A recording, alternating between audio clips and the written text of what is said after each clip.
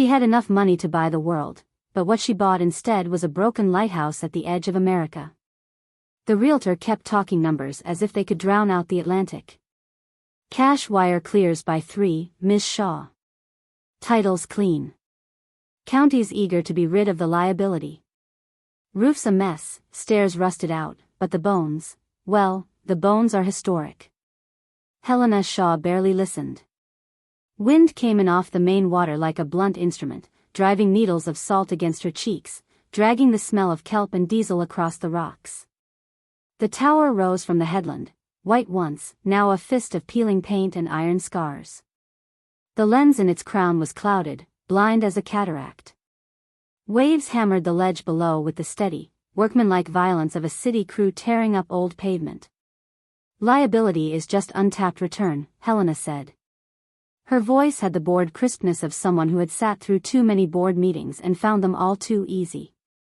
Wire it. The realtor thumbed his phone, arm lifted to shield the screen from the spray. Done. Helena's Range Rover sat on the gravel like a black comma at the end of an unfinished sentence. She wore a wool coat the color of storm glass and boots that didn't slip. People in Manhattan used to call her the queen of clean exits. She had never chosen a cliff before. Keys, she said. The realtor dropped a ring into her palm, 3 corroded teeth and a brass tag etched with a number that meant nothing now. Congratulations, he said, then, because something about the tower made all cheer sound small, he added, sorry. He left. The engine noise dwindled to a thread, then snapped. For the first time all day, the only sound was water. Helena walked the perimeter out of habit, scanning like an auditor. Broken railing. Door swollen with rot. Bricks blistered by winters that didn't care. She pictured spreadsheets the way some people saw saints, columns aligning, problems evaporating if you stared hard enough. Legacy is a ledger, she told herself. The tower will balance. On the granite steps, a man was prying limpets off the stone with a putty knife and dropping them into a blue bucket. He had a fisherman's beard and a jacket patched with duct tape in a few places that duct tape had no business being. His knuckles were cut and clean, the way of someone who works with blades and knows where they live. Private property, Helena said. He didn't look up. The limpets didn't sign your deed. I'll need you to leave. Soon as the tide does. He slid another limpet free with a sound like a coin peeled off old paint. They cling when they're scared. Can't blame them. Name? Helena asked. Depends who's asking. Someone who owns this lighthouse. He paused, then finally lifted his face. The eyes were brown and steady, a longshoreman's calm. Mateo Alvarez. Do you always trespass, Mr. Alvarez? Only on places that forget their own purpose. He nodded toward the blank lantern. She used to be a promise. Now she's just a rumor with a mortgage. Helena had an instinct for value expressed as insult. You're a poet. He grinned without showing teeth. The sea never signs contracts. A gull screamed like a hinge that needed oil. Far out, a lobster boat worked the gray water, its stern low with traps, its engine note the only warm sound in a pallet of cold ones. Mateo stood, wiped his hands on his jacket, and studied her the way men study charts, checking for reefs. What do you want here? Helena asked. Work. He pointed at the tower. I can make it breathe again. Wiring. Stairs. Lantern. Keeper's quarters. I know her kind. I don't hire fixers, she said. I buy outcomes. Then buy one. He tipped his chin at the door. Outcome is light.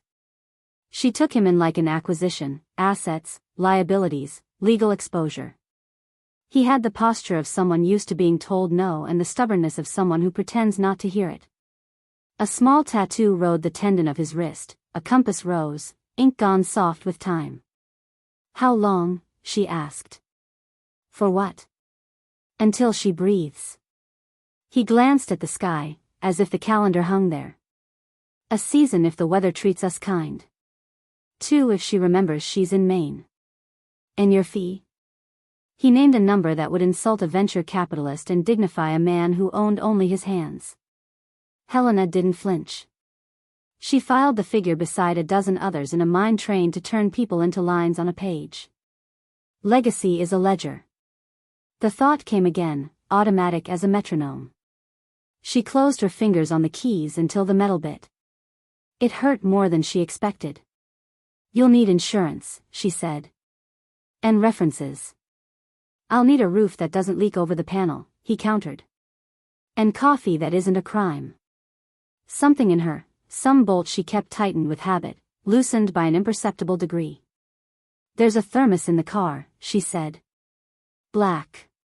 He nodded, then added, almost as an afterthought, I'll keep an eye on the place tonight. Tide's mean. Kids come out here to dare each other. One bad slide and it's a funeral. I didn't hire you, she said. You will. He picked up the bucket. You don't buy a lighthouse to let it stay dark. Helena watched him go, boots finding holds she didn't see, like he'd been taught the Cliffs grammar as a child and never forgot the alphabet. The wind pressed her coat flat against her legs. Far below, a wave threw itself against the ledge, exploded into lace, then retreated to try again. That night, back at the rental, she opened a legal pad and wrote a title across the top line in block letters, as if naming something could make it obey. The Lighthouse Clause. She didn't know yet what the terms would be. Only that the tower would not be tended by chance, and that children's lives did not bend politely to ambition, and that if legacy was a ledger, it had begun to include entries she didn't know how to price. Helena thought she was buying silence. What she didn't know was that the lighthouse came with a keeper, and with a storm that would rename everything. The lighthouse woke under a bruised dawn, gulls strafing the headland with ragged cries. Helena parked the rover on the gravel and found Matteo already there, coiling a frayed rope as if the night had been his shift and she was late to relieve him. You stayed, she said. You think the sea keeps office hours? His voice carried the grit of sleeplessness, but his eyes were alert. One more storm like last night and your tower would have peeled like an orange. Helena studied the man, hair damp from salt spray, jacket darker at the seams. He looked carved out of the same rock the lighthouse sat on, stubborn and unshaken. But what she needed wasn't muscle.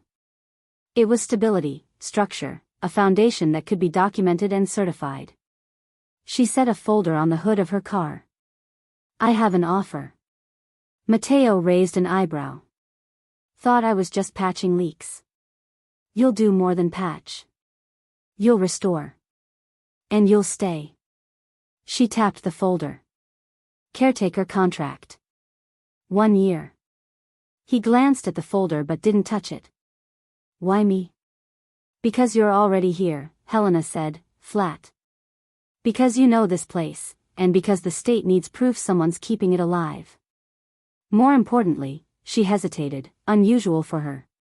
Because I need the file to show I live in a household, not a mausoleum. Matteo tilted his head, like a man testing the wind. Household? You planning to run a bed and breakfast in here? No, she said. Her gaze fixed on the blind lantern above them. I'm applying to adopt. The words seemed to knock the air sideways. Matteo blinked once, then let out a slow whistle. You. A mother. She didn't flinch. Don't sound so surprised. Surprised? No.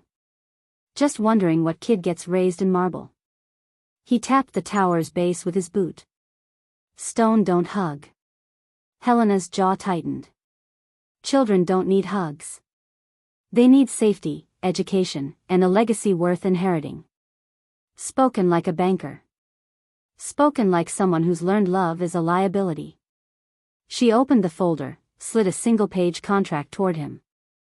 The header read the Lighthouse Clause in the same square handwriting she'd scrawled the night before. Matteo skimmed. His lips moved, silent on each bullet. Then he stopped, frowning. This part. No romance, no entanglements, no cohabitation beyond shared duties. What the hell does that mean? It means exactly what it says. You live here. You maintain the property. You present as part of a functioning household. But this isn't a relationship. It's a contract. Lady, you put a no-romance clause in a lighthouse. He shook his head, half laughing. Do you hear yourself? I hear clarity, Helena snapped. I've been married twice. Both times ended in betrayal and lawsuits. I don't need chaos. I need a child, and I need to prove my life can support one. This clause keeps things clean. Clean. Mateo folded the paper and tucked it back into the folder without signing. Sounds more like sterile. She met his gaze. Would you rather rot on these rocks with your limpets, or take a deal that clears your debts and gives you work you're already doing? That hit. His face tightened, the way a rope tightens against a cleat. You looked me up. Due diligence, she said. Your boat was repossessed. You're one bad winter from disappearing. You know it. I know it. This contract saves you. For a long moment, only the waves answered. Then Mateo exhaled and leaned both hands on the hood beside the folder. You're cold, he said softly. Colder than this tower. But you're not wrong. He pulled the pen from her jacket pocket without asking, signed his name in a jagged scrawl, and shoved the folder back at her. Good, Helena said, relief hidden behind clipped efficiency. You'll move into the keeper's quarters today. My lawyer will process payroll. You'll receive health coverage, hazard insurance, and a retainer. And you'll keep this arrangement discreet. Health coverage, Mateo repeated, almost amused. Haven't heard those words since my boat sank. He capped the pen and pocketed it like a trophy. What else? Respect the clause. Do the work. 1 year. She held out her hand, a gesture she rarely used outside of boardrooms. Mateo looked at it, then at her. You don't shake on a lighthouse, he said. Instead, he set his calloused palm flat on the tower's wall. You swear on the stone. Because stone remembers. Helena frowned, but after a beat she placed her own hand against the cold, salt-bitten surface beside his. The rock was damp, rough against her manicured skin. It felt less like a contract and more like a dare. The lighthouse clause, she said. Mateo's voice was steady, almost solemn. The lighthouse clause. Above them, the blind lantern waited. Below, the sea kept pounding, patient as debt. The first morning of the contract arrived like a summons.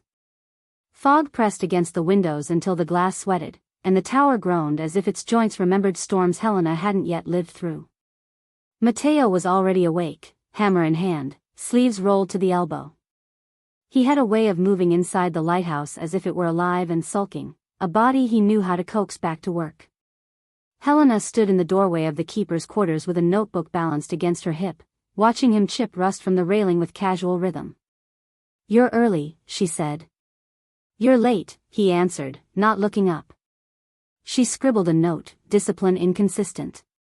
Attitude resistant. Mateo snorted. Write it down, boss.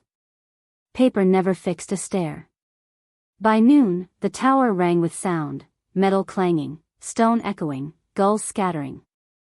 Helena had never liked noise, the city gave her more than enough. Yet here, the noise felt different. It wasn't chaos, it was proof. Progress measured not in balance sheets but in dust shaken loose from rafters. When he broke for lunch, he spread out bread and smoked mackerel on a plank of wood. Helena wrinkled her nose. That smells like a dockyard. Better than whatever powdered meal you'll order from a Manhattan app, he said. Then he shoved a piece toward her. Eat. She hesitated, then took it, because refusing felt like losing. The fish was sharp with salt, the bread rough but real. More real than the protein bars lined in her glove box. Not terrible, she admitted. High praise. He grinned, and for the first time the lighthouse seemed warmer, though no fire burned. By evening, they climbed the spiral staircase together, Helena's heels clicking against iron steps while Mateo's boots thudded like a drum. At the top, the lantern room revealed itself, glass panes dulled with salt, brass mechanisms seized in rust. Dead, Helena said. Sleeping, Mateo corrected. He pressed his palm against the lantern housing. You treat her like a corpse, she'll stay one. You treat her like she's got a pulse, she'll wake. You sound ridiculous. You sound scared.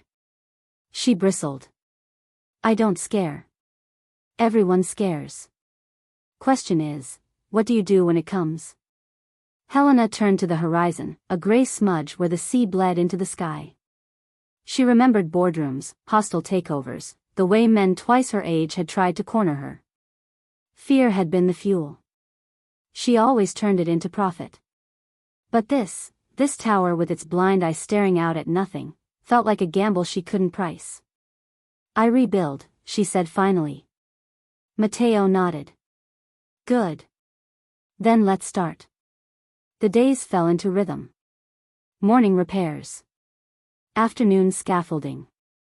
Evenings catalogued in Helena's notebook, expenses, timelines, photos for the agency file. Yet between the columns, something unmeasured grew. Once, she caught Mateo humming while sanding wood, a tune older than either of them. Another time, she found him teaching a boy from the village how to knot rope, his voice patient, steady. She told herself it was irrelevant, but the image stuck, filed away where spreadsheets couldn't touch. And then came the first light.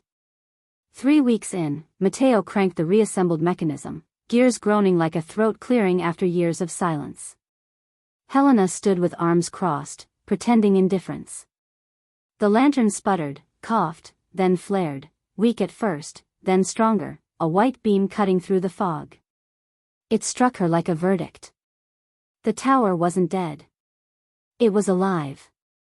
Alive because of a man she'd hired under a clause that forbade connection, and alive in a way she hadn't expected to feel herself. Mateo leaned against the railing, sweat streaking his temple, chest rising with effort. Told you she'd breathe again. Helena opened her notebook. She meant to jot down lantern restored. Operational. Instead, her pen hovered, unwilling. Finally she wrote a single word, light. She closed the notebook quickly, as if she'd confessed. Outside, the sea answered the beam with a glitter of foam. Inside, silence pressed between them, not awkward but waiting. For once, Helena didn't rush to fill it. The lighthouse was awake. And in some reluctant corner of her, so was she. The week settled like sediment, shaping a pattern neither of them admitted out loud. Helena marked her mornings with black coffee and columns of figures, seated at a narrow desk she had forced into the keeper's quarters. Mateo began his before dawn, climbing scaffolding with a toolbox clanging against his hip. The tower itself seemed to grow accustomed to their dual presence, one voice sharp with numbers, the other low with C words. Meals became negotiations.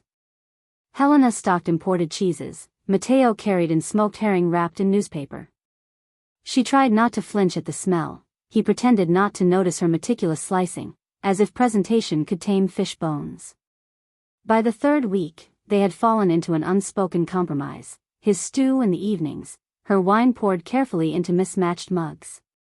You always plan this much? Mateo asked one night, nodding toward the open ledger by her elbow. I always plan, Helena said. Planning is the only reason I survived Manhattan. Survived? You made millions. Made millions, lost people. That's survival, not living. She capped her pen with a snap. And don't mistake my honesty for conversation. He chuckled, stirring the pot. Lady, if this is your idea of honesty, I can't wait for a lie. Outside, gulls clattered against the wind like broken shutters. Inside, the lighthouse filled with smells Helena hadn't known she missed, onions browning, saltwater clothes drying near the stove, wood dust on her sleeves after an afternoon climbing scaffolding she swore she'd never touch. She noticed things she didn't want to write in her file. The way Mateo's shoulders hunched when he bent to fix wiring, as if braced against a memory. The way he spoke to the tower, not to her, soft phrases in Spanish she only half understood, words that carried warmth even in reprimand. Once she asked, "What do you say to it?" "That she's stubborn," he replied. "That storms don't get the last word." Helena looked at the lantern, then at him. "Does that line work on women, too?" He smirked. "On women who think they're lighthouses, maybe." She turned back to her notes, heat climbing her neck. The clause she'd written, "No romance," echoed like a warning bell. By mid-September, they had their first visitor. A fisherman knocked at the keeper's door, cap in hand, asking if the beacon was alive again. Mateo gestured for Helena to answer. "Yes," she said, surprised at the swell in her chest. "Yes, it is." The man touched the brim of his cap. "Good. Boats'll sleep easier." Then he left, his boots crunching the gravel. That night, Helena found herself staring at the light sweeping the horizon. She imagined a vessel catching that flash, a captain exhaling relief. Legacy is a ledger, she told herself again. Yet this didn't feel like numbers in a column. It felt like breath. Silences grew between her and Mateo, silences different from Manhattan ones. In the city, silence was a blade, a strategy. Here, it was something else. One evening, as the stew simmered and the sea rattled the windows, she spoke without looking up. "Why did you stay, that first night? You could have walked away." Mateo leaned back in his chair, eyes half in shadow. "Because you can't buy a light and leave it dark. That's like buying a heart and refusing to let it beat." She almost laughed, almost called it sentimental. Instead, she said quietly, "Hearts don't stay beating forever." "No," he said. "But while they do, you can choose what they shine on." The silence that followed was heavier than words, but not unwelcome. Later, Helena sat alone in her quarters, the clause folder open before her. The bold line glared, "No romance." She traced it with her pen, pressing hard until the paper tore. Then she closed the folder fast, as if the tear were a confession she couldn't let Mateo see. The routines had taken root. Salt, silence, light. But beneath them, something restless moved, something she hadn't planned for, and couldn't yet name. The letter came on thick paper, folded neat, stamped with the seal of the state of Maine. Helena slid it open with a fingernail while Mateo wrestled a beam into place outside. The words were plain but heavy. Scheduled home evaluation, prospective adoption case. Evaluator, Ruth Morrison. A date. A time. A promise that her application had moved from dream to scrutiny. Helena folded the letter with surgical precision, then carried it down to the worksite. "We'll need this place presentable by Friday," she said. Mateo wiped sweat with the back of his wrist. "It's a lighthouse, not a hotel." "It needs to look like a household," Helena corrected. "Safe. Stable. Suitable for children." He eyed the rusted banister, the damp corners, the drafts that whistled through stone. "Then you're asking for a miracle." "I'm asking for order." She held up the letter. "The kind that decides futures." The days leading to Friday sharpened like knives. Helena attacked every corner with ruthless efficiency, scrubbing mildew, cataloging expenses, arranging furniture until the keeper's quarters looked less like a bachelor's cave and more like a page from a catalog. Mateo patched leaks, tightened bolts, and muttered about polishing a rock and calling it silver. Still, she caught him replacing a broken windowpane with glass he'd bartered from a neighbor. When she asked why, he shrugged. Kids need to see the horizon without shivering. On Thursday night, Helena rehearsed answers at the kitchen table. "Yes, I understand the responsibilities of single parenthood. Yes, I have resources, but I seek more than legacy. Yes, this is a home." Mateo listened, then said, "You sound like a brochure." "People don't live in brochures." "They don't live in broken towers, either," Helena snapped. He leaned back, unruffled. "Maybe they live somewhere in between."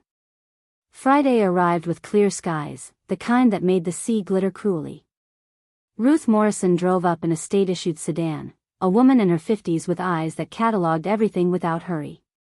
She carried a clipboard but no smile.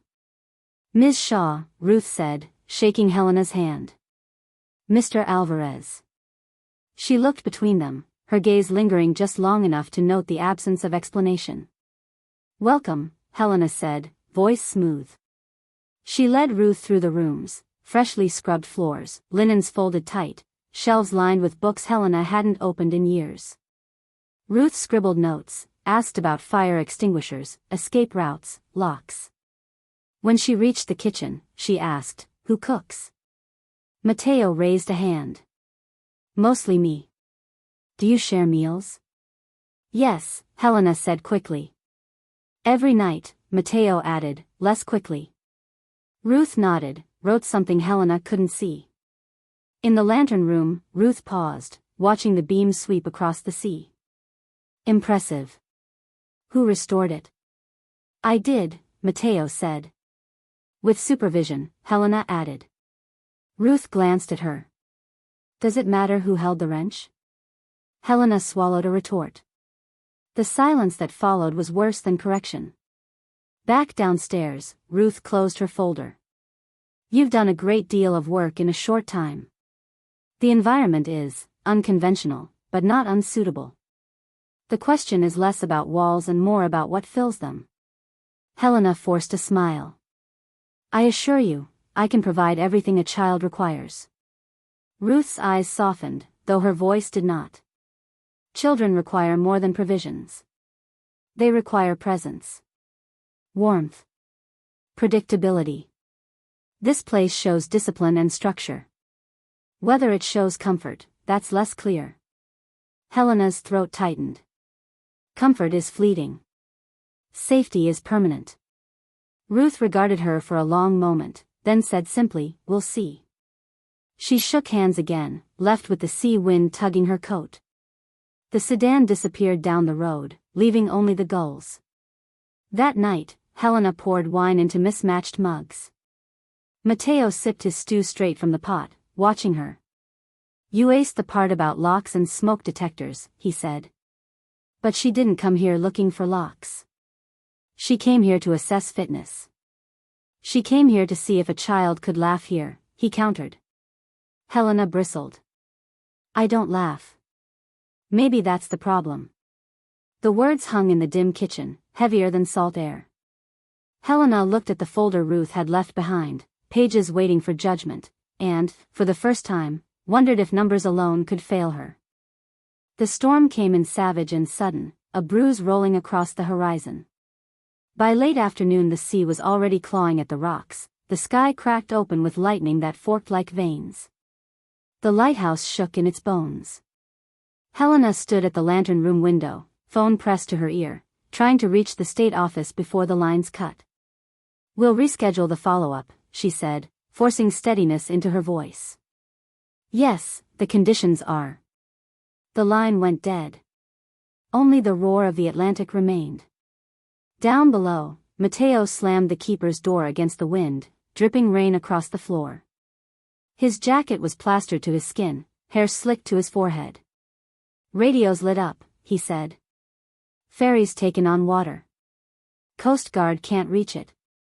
Helena frowned. "They'll manage." He shook his head. "Not in this weather." He grabbed a coil of rope, slung it over his shoulder.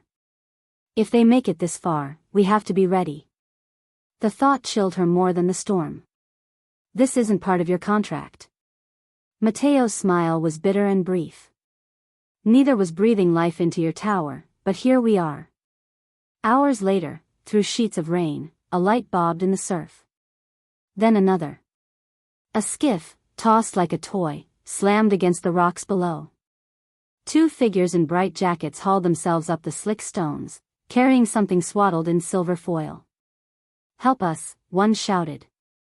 Helena and Mateo were already there, boots skidding on wet granite. Together they pulled the bundle inside.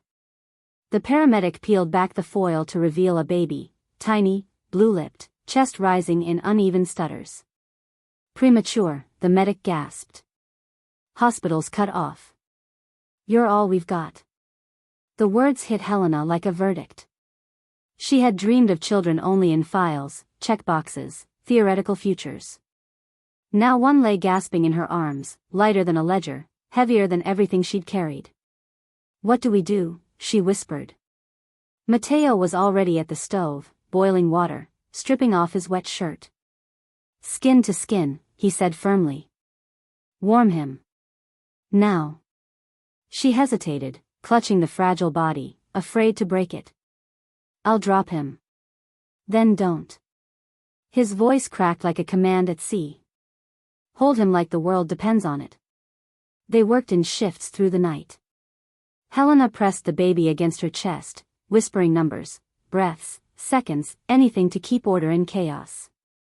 Mateo brewed tea for steam, rubbed the child's tiny feet, hummed low songs in Spanish that vibrated through the room like prayer. Every so often the baby wailed, thin but fierce, and each cry felt like victory. Near dawn, Helena looked up from the tiny face and found Mateo watching her. His eyes were dark, but not with storm. First time I've ever seen you shake, he said quietly. I'm not shaking. Your hands are. She glanced down. He was right. Her fingers trembled around the infant's fragile ribs. But beneath the fear was something she hadn't expected, a rush of heat, of wanting. Not profit. Not control. Wanting to keep this small life breathing, no matter the cost. Why? She asked, voice cracking. Why would anyone hand a child to me? Mateo answered without pause. Because sometimes the sea puts things on your shore you never thought you deserved. When the storm finally broke, the helicopter came thundering over the cliffs. Paramedics lifted the child, now pinker, louder, alive. The infant vanished into the sky with the whir of blades. The keeper's quarters felt hollow in the silence left behind. Rain tapped the windows like cautious knuckles. Helena stood at the table, arms empty, palms damp with memory. Mateo poured her tea, set it down, and sat opposite her. For once, neither reached for paper or tools. He'll live, Mateo said. Helena nodded, throat tight. But not with us. No, he agreed softly. But he showed you something. She met his gaze, the clause folder flickering in her mind. No romance, no entanglements. Yet nothing in that folder had prepared her for the weight of a heartbeat against her skin. I don't like lessons I didn't ask for, she murmured. Storms never ask, Mateo said.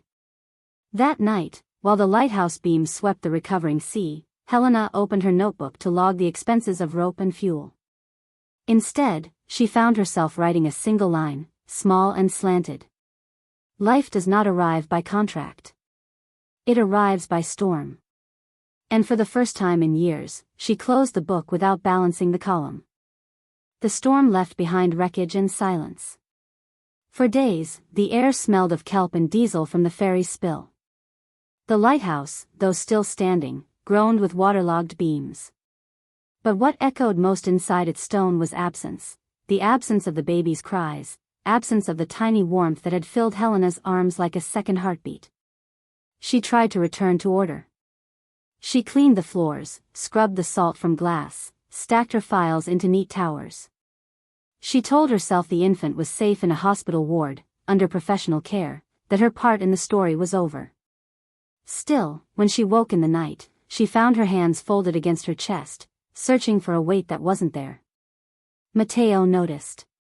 You're pacing more than usual, he said one morning, leaning against the doorway while she wiped down the kitchen counter for the third time. I'm thinking, she replied.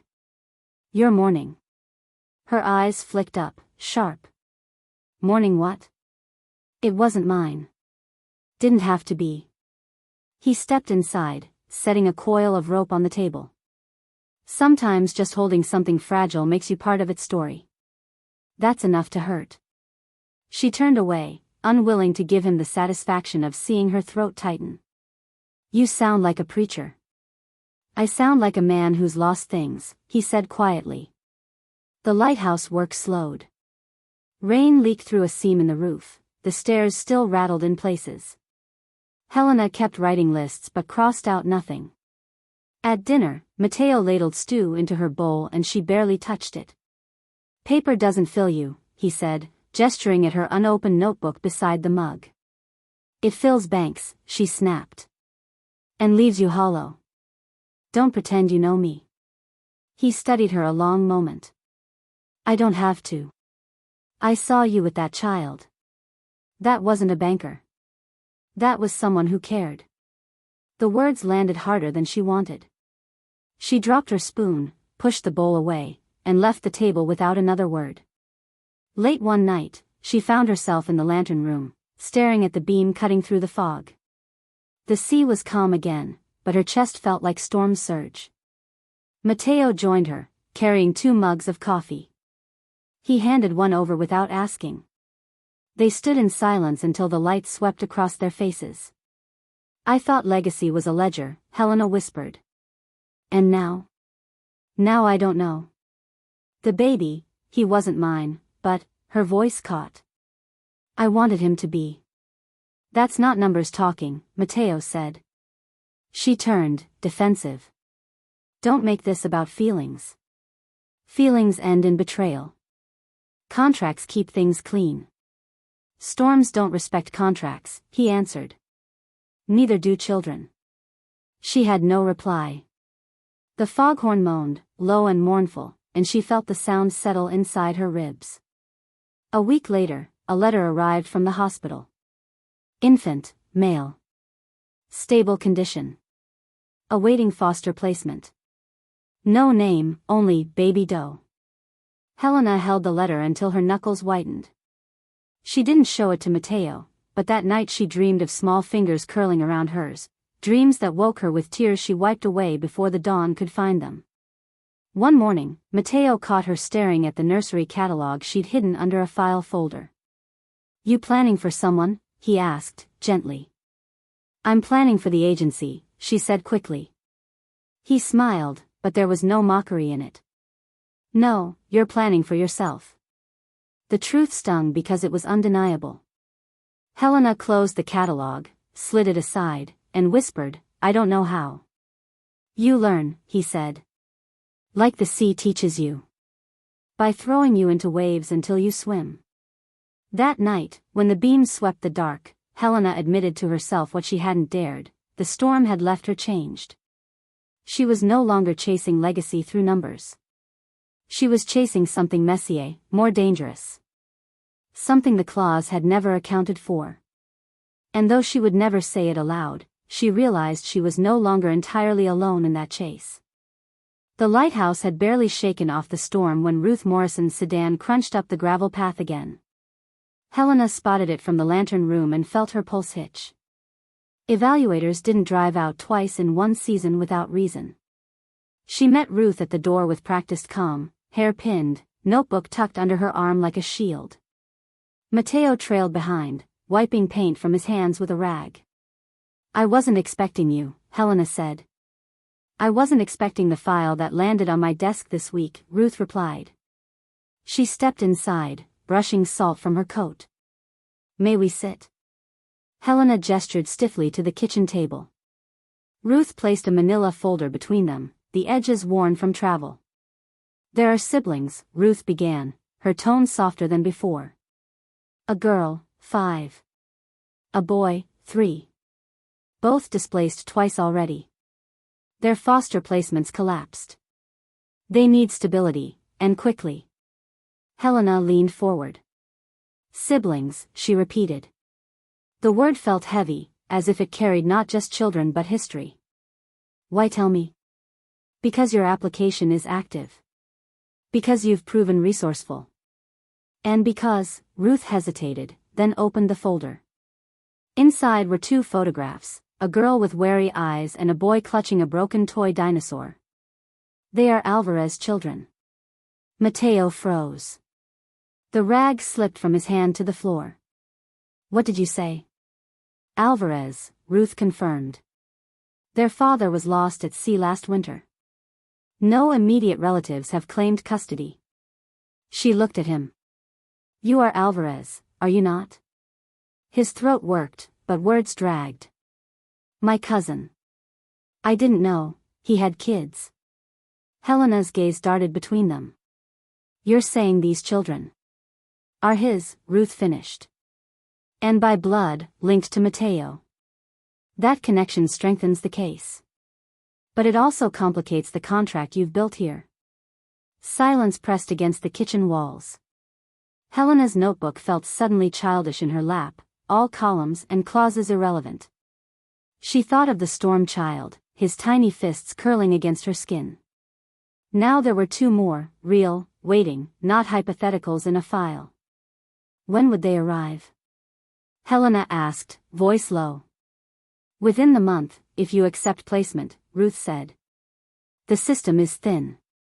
We don't have time for long debates. Mateo pushed his chair back, pacing to the window. Rain streaked the glass, sea pounding beyond. I can't raise them. I don't even own a roof that doesn't leak. You live here now, Ruth reminded him. He shook his head. I signed on to fix a tower, not, his voice broke, rough. Not to become somebody's father overnight. Helena rose, steadied herself with the table. That was my plan. My contract. Plans change, Ruth said gently.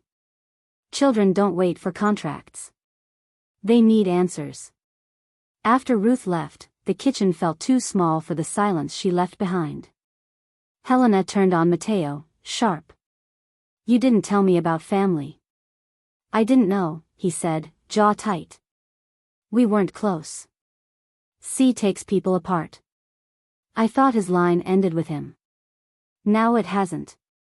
She slammed her notebook shut. Do you realize what this means? The agency will see this lighthouse not as mine, but as ours. Your blood ties change everything. Mateo looked at her, eyes storm-dark. Is that what you're worried about? Who gets credit? These are children, not trophies. Her breath caught. He was right, but admitting it would crack something she wasn't ready to let go. I wanted control, she whispered. You don't get control, Mateo said. Not with storms. Not with kids. That night, Helena sat in the lantern room, the beams sweeping across the sea. In her lap lay the photographs Ruth had left, Isa with her sharp, guarded gaze, Nico with his toy clutched like armor. She traced the edges until her fingers hurt. They weren't her children. But they could be. And somewhere in the chambers of her chest, she realized control had already slipped away. The first thing Helena noticed was how small the children looked against the vast stone tower. The second was how loud their silence was. Ruth's sedan pulled away, leaving Isa and Nico on the gravel with two battered duffels and a plastic crate of toys that looked more like survivors than playthings. Isa clutched the strap of her bag with white knuckles, chin lifted in defiance. Nico hid half his face behind the cracked dinosaur he carried everywhere, his round eyes darting from the waves to the strangers in front of him. Helena had rehearsed a welcome. Something brisk but reassuring, the kind of introduction that could double as an agency-approved soundbite. But the words dissolved in her throat. She bent slightly, though not enough to touch them. Hello, Isa. Hello, Nico. I'm Helena. This is Mateo. Isa gave the smallest nod, lips pressed thin. Nico mumbled something into the dinosaur's head. What's that? Mateo crouched until his eyes were level with the boys. Nico whispered again, a little louder. He doesn't like the water. Mateo smiled gently. Neither do I, some days. For the first time, Nico's eyes flicked up, surprised that a grown-up could admit fear. Inside, the keeper's quarters felt suddenly inadequate. The two guest rooms Helena had scrubbed to perfection looked sterile compared to the clutter of the children's bags dumped on the floor. Isa stood in the doorway of hers without crossing the threshold, scanning like a soldier entering foreign ground. You can put your things on the bed, Helena suggested.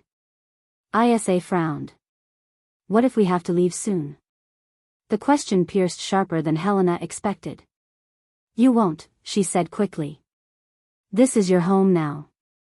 But Isa didn't move, as if she had already learned not to trust permanence. That evening, Matteo made stew. Nico climbed into a chair but wouldn't eat until Matteo pretended to serve the dinosaur too. Isa only picked at the bread, eyes flicking to the door every few minutes. Helena tried conversation, but each question met with silence or one-word replies. Finally, Matteo spoke to the children, not at them. This tower used to be dark. We fixed it. Now it helps boats find their way. Do you know what that means? Nico's eyes widened. Isa shrugged. It means this place was lost, he continued, and now it's found. Just like you. Helena bristled, too sentimental, too raw, but Isa's gaze softened, just a fraction. The first night was chaos. Nico refused to sleep unless the dinosaur had its own pillow. Isa demanded the light stay on, then cried because it was too bright. Helena tried rules, tried logic. If you don't sleep, you'll be tired tomorrow. Children need rest. But Matteo crouched at the foot of Isa's bed and simply said, I'll sit here until you close your eyes. He stayed until her breathing evened, long after Helena had retreated to her notes in frustration. Days blurred into battles. Breakfast spilled on the floor, tantrums over socks, Isa snapping, You're not my mother, with a dagger's precision. Helena kept writing in her notebook, as if documenting chaos could tame it. Resistance. Adjustment period. Behavioral spikes. Matteo, meanwhile, weathered it with patience that irritated her. He let Nico help hammer nails, even when the boy bent them sideways. He listened when Isa demanded impossible answers, like why the sea ate her father. He didn't fix the questions. He just let them sit. One afternoon, Helena found Isa drawing on the margin of a ledger page she'd left unattended. The girl had sketched the lighthouse beam, but instead of shining outward, it curved back into the tower itself. Why like this? Helena asked. Isa shrugged, not meeting her eye. Sometimes the light's for inside. The words unsettled Helena more than any tantrum. She tore the page out gently, folded it, and slipped it into her own notebook, unmarked, unexplained. By the end of the first week, exhaustion pressed into Helena's bones. She caught her reflection in the lantern glass, hair loose, dark circles, notebook unopened. Control was slipping. But when she looked at the children curled together on the sofa, dinosaur wedged between them, she realized control had never been the point. The lighthouse wasn't just awake anymore. It was crowded. Alive. And despite the chaos, despite the cracks in her contract, she felt the faintest spark of something she had once sworn off, hope. The knock came just after sundown, a sound too polite for fishermen and too sharp for neighbors. Helena opened the door and found Tom Francis standing there, tailored coat beading with sea mist, leather briefcase in hand. Helena, he said smoothly. It's been too long. She stiffened. Tom. What are you doing in Maine? Making sure my oldest client hasn't lost her mind. His eyes flicked past her shoulder, taking in the children's shoes by the door, the faint clang of Matteo's hammer echoing from upstairs. I heard rumors. Wanted facts. Facts are overrated, Helena said, but she stepped aside. At the kitchen table, Tom spread papers like a dealer. He spoke of liability, property value, custody risks. His words were precise, polished, almost comforting in their familiarity. Helena found herself nodding, lulled by the rhythm of contracts and clauses. But then Isa padded into the kitchen, hair tangled from sleep. She froze at the sight of the stranger. Tom smiled too broadly. And who is this? Isa pressed closer to Helena's side, silent. This is Isa, Helena said, more protective than she intended. Tom's brow arched. So it's true. You've brought children into this arrangement. He leaned back. Do you have any idea how fragile your case is? One misstep and the agency will strip them away. They're not files, Helena snapped. They're children. Matteo entered then, sleeves rolled, hand streaked with sawdust. He eyed Tom like a storm sizing up a sail. "And who are you?" "Her attorney," Tom replied smoothly. "Or at least, I used to be." "And you are?" "Keeper," Mateo said simply. Tom's smile cooled. "Of the lighthouse, or of Helena?" The air tightened. Isa slipped away quietly, sensing danger even if she couldn't name it. When Tom finally left, Helena lingered at the door, staring at his taillights vanish into the fog. She felt something unsettled in her chest, familiar, dangerous. Mateo's voice cut the silence. "He doesn't think this is a family. He thinks it's paperwork." "He's not wrong," Helena said bitterly. "That's all it started as." "But that's not what it is now," Mateo countered.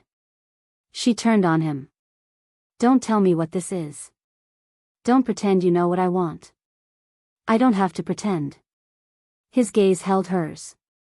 "You already show it every time you reach for them instead of your notebook." Her throat closed. She hated how true it sounded. That night, sleep eluded her. She walked the corridor, pausing outside Isa and Nico's room. The siblings were curled together, Nico's hand gripping Isa's sleeve even in dreams. Helena stood there longer than she meant to, heart aching in ways she didn't understand. She found herself in the lantern room, folder in hand. The claws stared back at her, no romance. The words she once thought armor now looked like shackles.